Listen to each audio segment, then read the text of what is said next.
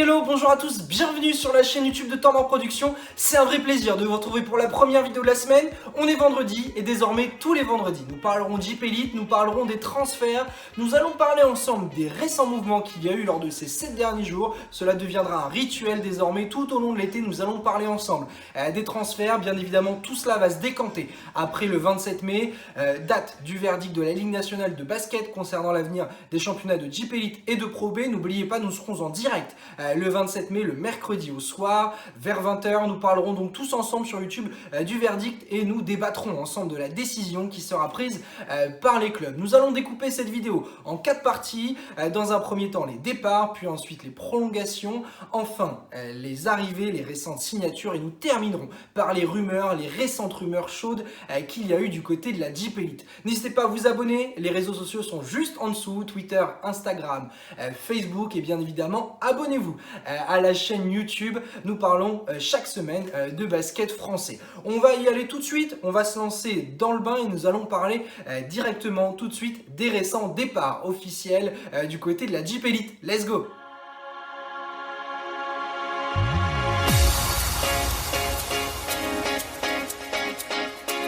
Premier départ officiel et c'est un départ d'un joueur que l'on connaît bien du côté du championnat de Jeep Elite. Pas de panique, il reste bien évidemment dans l'élite du basket français mais il change de club, il va rejoindre un club qu'il connaît bien, nous en parlerons un tout petit peu plus tard dans cette émission lorsque nous parlerons des signatures. C'est Jacques Allinguet qui quitte le MSB après une saison du côté de la Sarthe, ce gros défenseur qui sera vraisemblablement remplacé numériquement dans ce groupe par William Snaras.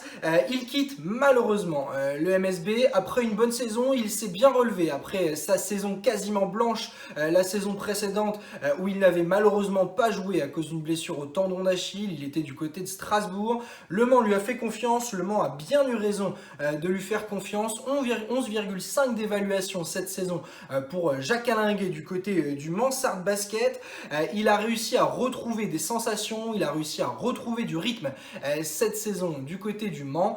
Il quitte donc le club, il va retrouver un club qu'il connaît bien. Nous allons parler tout petit peu plus tard de cela, mais dans tous les cas, si on peut parler de son départ et de ce qui s'est passé entre Jacques Allinguet et le Mans cette saison, c'est que la saison a bel et bien été positive pour Allinguet. Il a réussi à se relancer donc et il a été présent lorsque ça allait un petit peu moins bien du côté du Mans en début de saison, justement pour amener son importance défensive et il a été un des fers de lance de l'équipe reprise par Elric Delors en cours de saison. Donc voilà, saison satisfaisante pour Jacques Allinguet et vraisemblablement que la saison prochaine dans un environnement qu'il connaît va être encore plus positive. On en parlera un tout petit peu plus tard dans cette émission. Deuxième départ officiel, c'est celui là aussi d'un joueur que l'on connaît bien dans le championnat de France, Jérôme Sanchez qui quitte le Boulazac Basket Dordogne. Après 5 saisons passées du côté du BBD, il a été coupé un an avant la fin de son contrat. Il y avait une clause au sein de son contrat. Malheureusement, c'est la suite de saisons assez moyennes, de saisons statistiquement où il était en régression. Il a bien évidemment aussi été blessé, ce qui n'a pas arrangé ces dernières saisons. Seulement 3,9 points par match cette saison pour Jérôme Sanchez. Ça a été assez moyen, comme je le disais, en constante régression. Il pourrait possiblement retrouver un contrat en Jeep Elite. Moi, personnellement, je le vois bien aller rejoindre une équipe de Pro B la saison prochaine.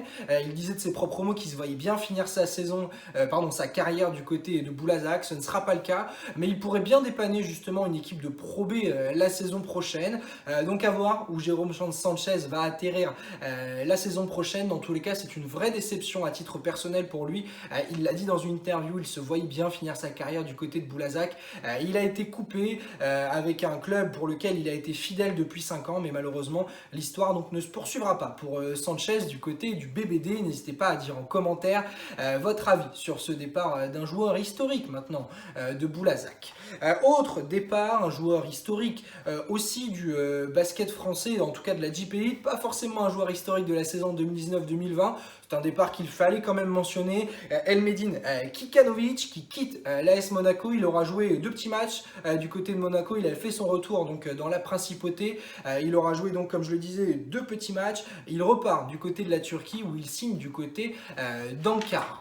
Autre départ que l'on peut noter, là aussi un joueur historique du championnat de Jeep Elite. On ne sait pas s'il signera la saison prochaine à nouveau dans un club de Jeep Elite. En tout cas, c'est un Américain historique, champion de France avec Chalon, Blake Chibb, qui quitte le CCRB après 2 saisons. Nouveau départ du côté de Chalon-Reims. Attention, ça commence à faire beaucoup après le départ de Jean-Baptiste Maille, après celui de Yanis Morin. C'est un nouveau départ. Blake Chibb qui tournait à 11 points de moyenne, 4 rebonds, 4 passes décisives cette saison. C'est un historique, bien évidemment, de la Jeep Elite. À 36 ans, il quitte donc la Jeep Elite. Peut-être qu'il re-signera dans un club français. Dans tous les cas, ce qui est sûr, c'est qu'à l'heure actuelle, Blake Chibb est sans contrat et le CCRB se retrouve amputé une nouvelle fois d'un joueur qui a été majeur la saison prochaine. Donc attention, ça commence à être compliqué pour le groupe de Cédric Hayes qui va devoir vite recruter avec son petit budget pour pouvoir quand même réussir à faire des bons coups sur le marché, histoire d'avoir une équipe compétitive la saison prochaine. Attention, ça risque d'être dangereux pour le CCRB s'ils ne font pas vite des recrues qui pourraient être positives et majeures, surtout pour le groupe la saison prochaine. Un autre départ, bien évidemment, on était obligé d'en parler. Il a été officialisé pile au moment où nous étions en train de préparer l'émission. Zvezdan Mitrovic ne sera officiellement plus l'entraîneur de l'Asvel Lyon-Villeurbanne à la rentrée. Une procédure de licenciement a été engagée à son encontre. Lui sont reprochés notamment ses fautes techniques et ses nombreuses expulsions, ses querelles très souvent marquées avec les arbitres. Ça ne passera donc pas à l'amiable, bien évidemment. Ça a été annoncé par son avocat notamment. Donc voilà, on n'en sait pas plus, c'est encore assez le flou. Rien n'a été officiel ni officialisé par le club concernant les réels motifs. Voilà, cette histoire de faute technique, expulsion, c'est surtout ce qui a été évoqué par les médias. L'Asvel a fait un communiqué en disant que pour l'instant, étant donné les procédures qui vont être entamées par Mitrovic, le club ne souhaite pas du tout commenter justement les modalités et le pourquoi du comment Mitrovic a été licencié un an avant la fin de son contrat. Plusieurs questions se posent, bien évidemment. Pourquoi? On le sait, bien évidemment, Tony Parker et les dirigeants de l'Asvel souhaitent faire venir un autre entraîneur français du côté de l'Asvel. On va en parler un tout petit peu plus tard à la fin de l'émission dans les rumeurs. Donc restez bien évidemment avec nous. Mais ce qui est sûr, c'est que ça donne une très très mauvaise image de la direction de l'Asvel. Vu du basket français, ce licenciement paraît assez abusif. Et c'est bien ça qui va notamment être noté par tous les observateurs du basket français. Ça a été officialisé dans l'après-midi hier. Donc voilà, il va bien évidemment falloir attendre de voir comment cela va se passer. Les réactions notamment des dirigeants où ils ont dit qu'ils allaient faire un communiqué prochainement pour donner les modalités de ce licenciement. Nous allons bien évidemment attendre également les réactions de Mitrovic et surtout l'officialisation prochainement, potentiellement même de Freddy Fotou du côté de Villeurbanne. On va en parler un tout petit peu plus tard dans cette émission quand nous allons parler des rumeurs. Voilà pour ce qu'on pouvait dire du côté des départs officiels du côté de la Jeep Elite. On va tout de suite attaquer les prolongations de contrat. Let's go!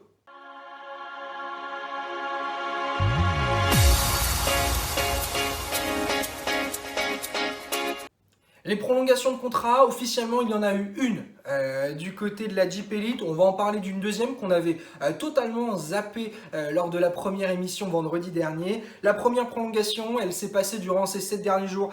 C'est celle de Nianta Diarra qui prolonge 2 saisons supplémentaires du côté du Cholet Basket. L'intérieur de 2,01 m, âgé de 27 ans, prolonge donc 2 saisons de plus pour lui. Un intérieur du Romal qui a fait le boulot cette saison du côté de la bonne saison du Cholet Basket. 5,3 points par match, 3 rebonds, 6,9 d'évaluation, un bon rendement en sortie de banc donc pour Nianta Diarra qui colle vraiment totalement à l'esprit de ce groupe de Cholet. Ce sera sa 7e saison du côté de la Jeep Elite, lui qui est notamment passé du côté des Sharks d'Antibes. Il y est en discontinu sans arrêt depuis 2016 et donc Nianta Diarra devient vraiment un joueur désormais bien marqué, ancré dans ce championnat de JP Elite et au moins encore donc pour 2 saisons. Voilà tout ce qu'on pouvait dire pour Nanta Diarra.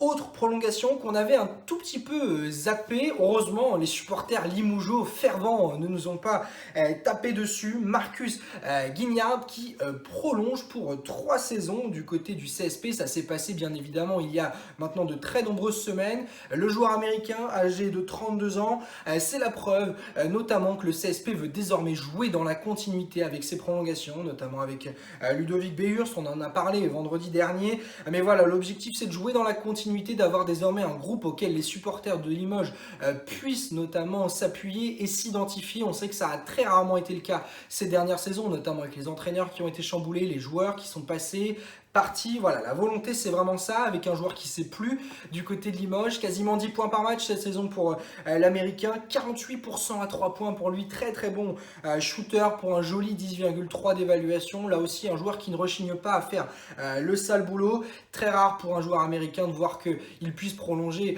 pour 3 ans alors que c'était sa première vraie saison du côté du basket français, preuve que la France lui a plu, que Limoges lui a plu, c'est très très positif. Une seule question qu'on peut se poser, c'est que dans 3 ans, on sera en 2023, il aura 35 ans. Est-ce que lors de sa 3e saison, il aura encore les jambes pour faire de grosses statistiques? Est-ce que cette prolongation de 3 ans n'est pas un petit peu longue pour Marcus Guignard? C'est la seule question vraiment qu'on peut se poser. Dans tous les cas, c'est très positif de voir que le CSP souhaite jouer dans la continuité. On va désormais parler du plus croquant, du plus fumant. On va parler ensemble des récentes signatures du côté de la JP Elite. Let's go!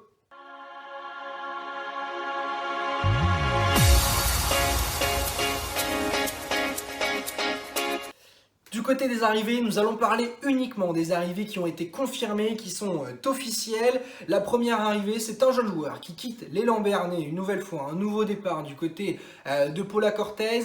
Il prend la direction de la Gielbourg, c'est Thibaut Daval-Braquet.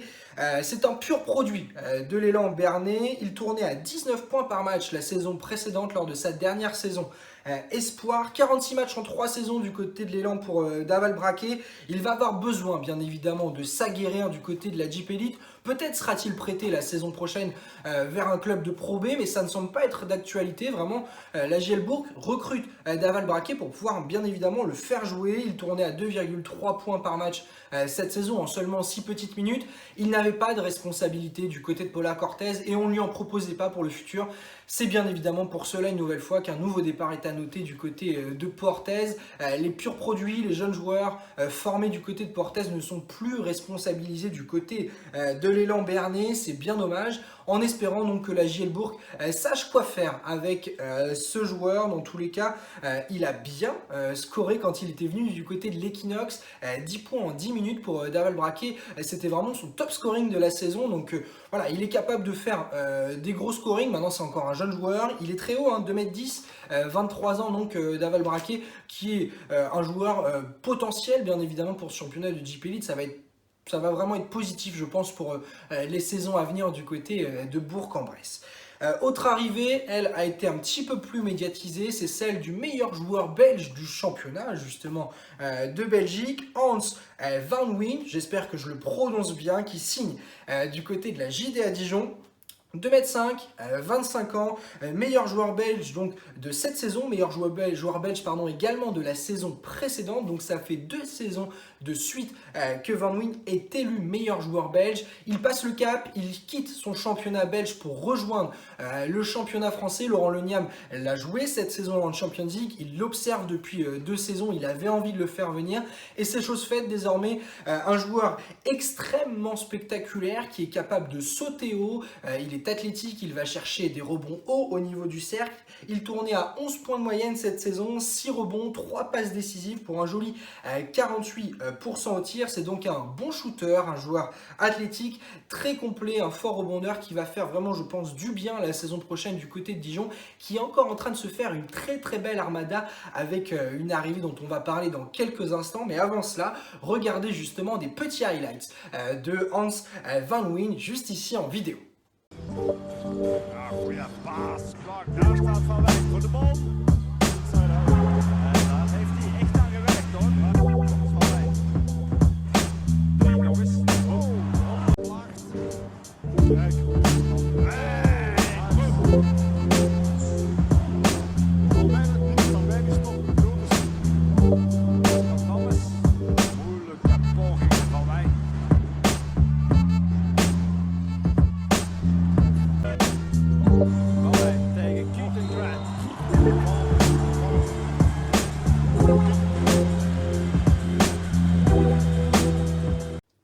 Voilà donc pour les highlights du spectaculaire quand même Hans Van Wijn.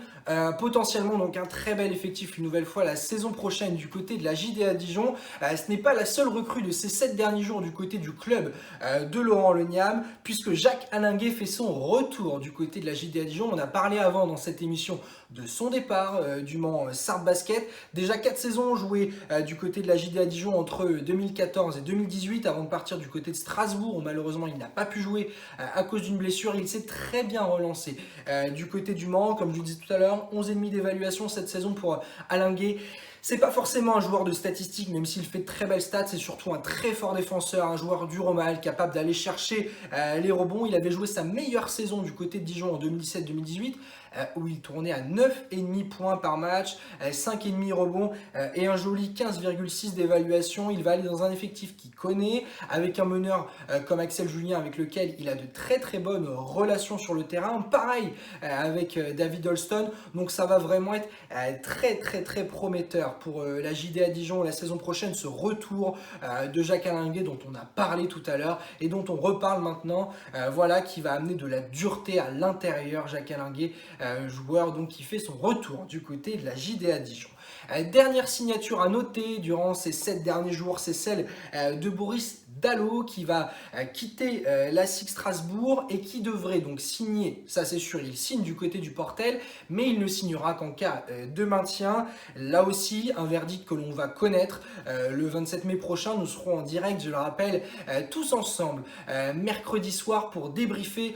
Si le Portel descend, Boris Dalot ne rejoindra pas malheureusement le club stéliste. Par contre, si le 2SM, le Portel, se maintient, Boris Dalot ira prendre des responsabilités du côté du club nordiste. Vraiment un joueur très polyvalent, capable de jouer poste 1, poste 2, poste 3. Il va être très utile la saison prochaine du côté du Portel qui a manqué d'un leader.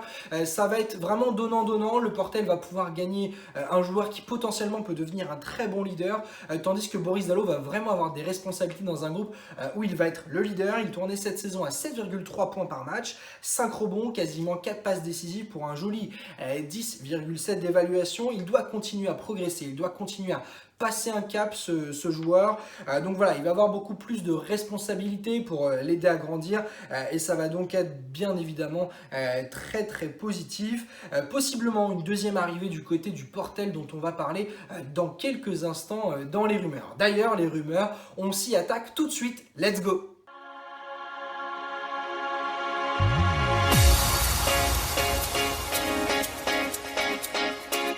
Les rumeurs, et Dieu sait qu'il y en a, des petites infos qui ne sont pas encore vraiment officielles, les petits secrets de Polichinelle, comme on dirait dans le sud.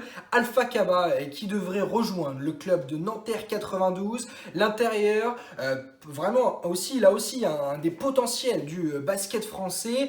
Âgé de 24 ans, Alpha Kaba qui sort d'une bonne saison, enfin du côté de Boulazac, après des saisons tronquées du côté de l'Asvel, là où il était arrivé après avoir été formé du côté de Paula Cortez. Malheureusement, il est parti après une fin malheureusement dommage du côté de l'Asvel en raison de paris sportifs qu'il n'aurait pas dû faire. On ne reviendra pas là-dessus, mais dans tous les cas, Alpha Kaba semble s'être acheté une conduite. Il a fait une bonne saison du côté de Boulazac, 8,8 points par match, quasiment 9 rebonds, plus d'un contre par match pour un joli 14 d'évaluation. C'était un des meilleurs jeunes joueurs du championnat de JP Elite cette saison. Il va falloir qu'il grandisse et qu'il confirme. Surtout, il va normalement rejouer une Coupe d'Europe donc la saison prochaine, après en avoir joué notamment avec l'Asvel et surtout avec Megalex, où il avait un rôle lors de son passage en Serbie avant d'être drafté par les Hawks d'Atlanta du côté de la NBA. Donc c'est positif pour Kaba qui continue sa progression.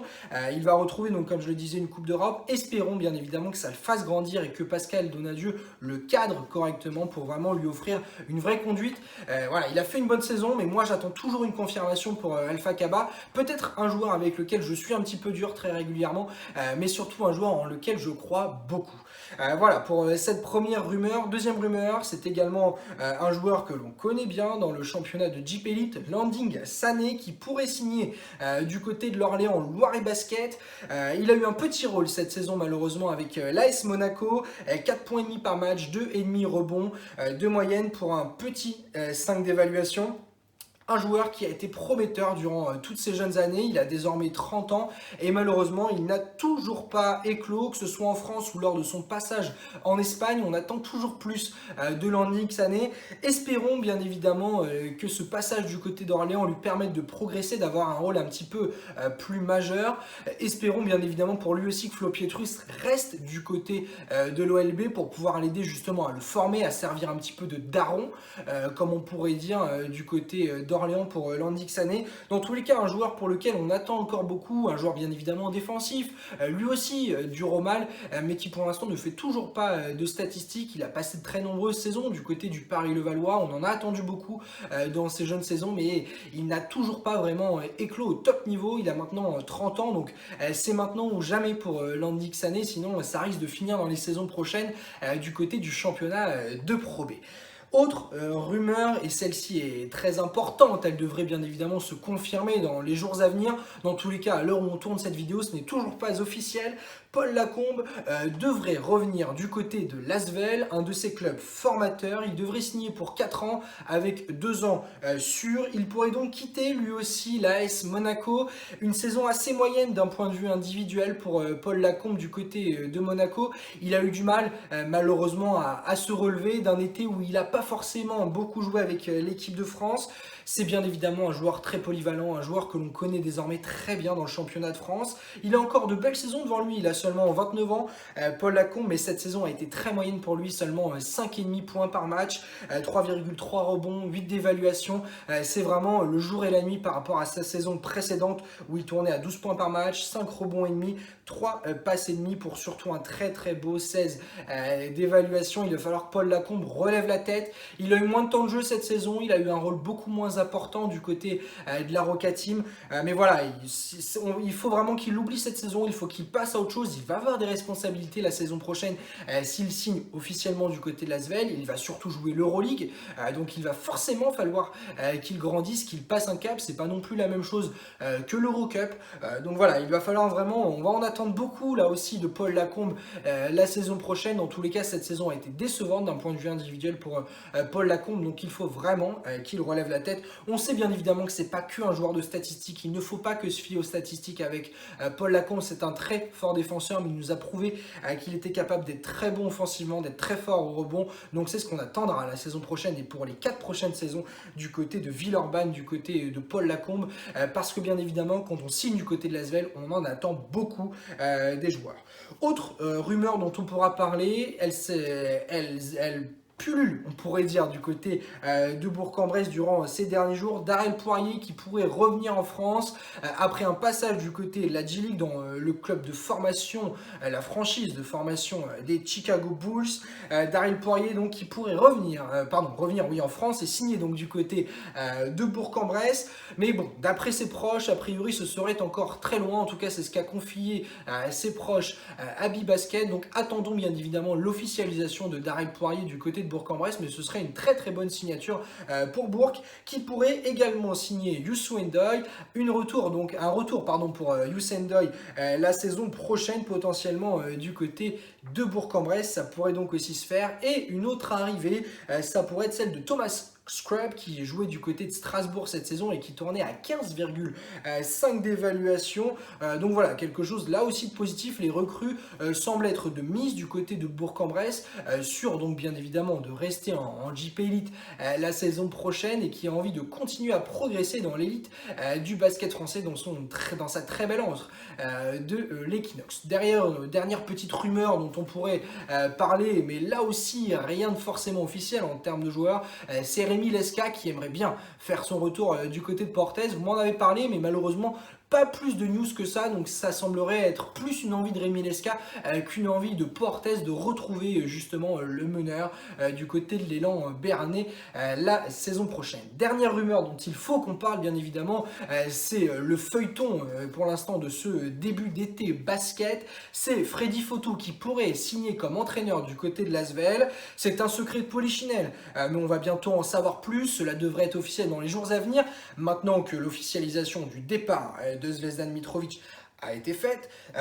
Freddy Fotou, qui n'est pas parti bien évidemment des Metropolitans pour rien, il n'y a pas de doute par rapport à ça. S'il est parti alors qu'il était encore sous contrat, c'est vraisemblablement parce qu'il savait qu'un contrat l'attendait dans un autre club. Ça semble être bien évidemment du côté de l'Asvel, où il formera un binôme avec TJ Parker en assistant. Il n'a pas forcément encore beaucoup d'expérience comme entraîneur, en tout cas au top niveau, donc on va en attendre beaucoup de Freddy Fotou. Il y a quand même beaucoup de questions qu'on se pose, même si bien évidemment c'est un grand joueur du basket français. Il a connu de très belles heures en tant que joueur. Ça a été un meneur, donc un joueur très intelligent avec un très bon QI basket. Pas de doute que les connaissances basket ne poseront pas problème pour Freddy Fotou. Maintenant, comment va-t-il gérer investir de leader avec de gros joueurs, puisque l'Asvel va avoir encore une grosse équipe la saison prochaine pour jouer l'Euroleague. L'objectif principal sera bien évidemment de remporter le championnat de France. Donc Freddy Fotou va y avoir de très grosses attentes la saison prochaine. Dites-moi en commentaire ce que vous pensez de cette possible arrivée de Freddy Fotou du côté de l'Asvel. Ça m'intéresse vraiment beaucoup de connaître votre avis, donc n'hésitez pas à mettre ça dans les commentaires ou même à m'envoyer des messages sur les réseaux sociaux, histoire qu'on puisse en débattre tous ensemble. Voilà tout ce qu'on pouvait dire sur les mouvements de ces 7 derniers jours du côté de la Jeep Elite. Il s'est passé beaucoup de choses bien évidemment dans le championnat et c'est ça qui est cool. Ça va bouger bien évidemment après le 27 mai. Je vous rappelle qu'on sera en live mercredi soir pour parler du verdict de la Ligue nationale de basket. On se retrouve demain pour parler des mouvements de Pro B. D'ici là, prenez soin de vous et donc bien sûr, on se dit à demain. Salut!